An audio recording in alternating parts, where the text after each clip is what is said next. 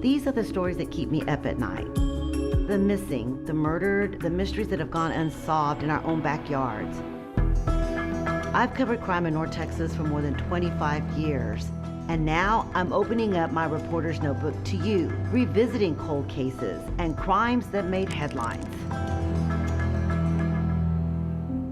I've covered countless tragedies over the years. Some of them never leave you. The kidnapping and murder of Oscar Sanchez is one of them. Oscar was a 30-year-old businessman, and he ran some of the most iconic restaurants in Dallas history, La Calle 12 and El Ranchito. His mother, Laura Sanchez, and I have talked many times over the years, and her love of her son is unwavering. Oscar was just an amazing person. I cannot stop giving thanks to God for giving me 30 years with my wonderful son. January 18th, 2005 is the morning he disappeared. He was on the phone with his mother when his car was hit from behind. He told her that he had been in a minor accident at the corner of Winnetka and Canty, but something was wrong. He made us on, someone hit me from behind, and he even told me where he was. And right before they took the phone from him, I heard him say, Richie. So those words stayed with me very, very, very strongly. His mother rushed to the scene and his car was still there. It was really, really bizarre to have that car just sitting there idling.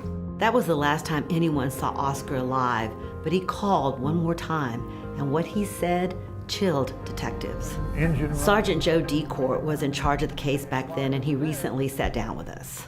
Oscar called his mother on her phone and said, hey, I've been kidnapped. Don't call the police. They want $3 million.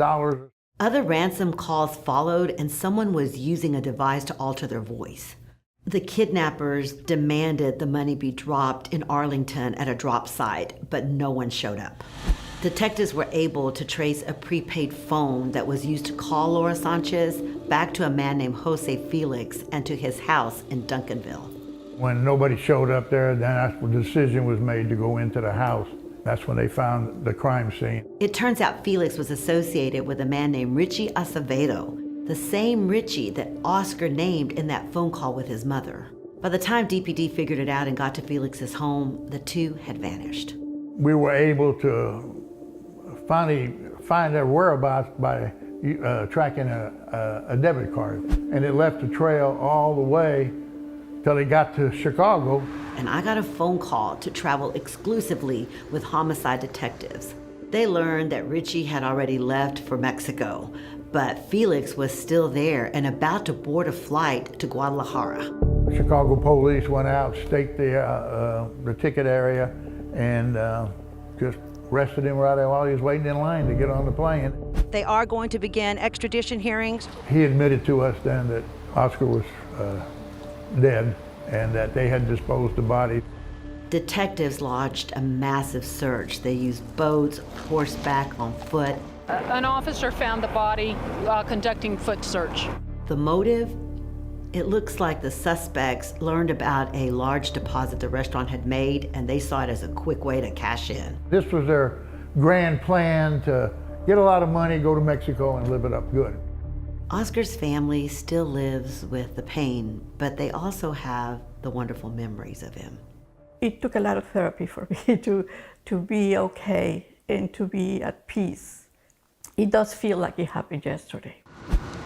Oscar Sanchez's daughter, Helena, was only 6 weeks old. This is her at a news conference back then. Elena needs her father back. Now in college, she talks about a father that she never met, but she always feels close to him.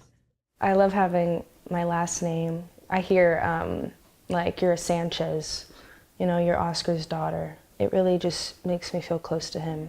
Oscar Sanchez's murder wasn't just a crime, it was a betrayal, a loss, a family's heartbreak, but also it showed their resilience. They thought they were so smart, they were gonna get away with it. But that's what every criminal thinks, and then they get caught. Finally, I can tell that God has given me the grace to forgive those two killers. It's great seeing his beautiful daughter. Right now on WFAA Plus, you can stream the Crime Reporter's Notebook special highlighting some of the most impactful stories from this series. Just download the app to your TV and watch for free.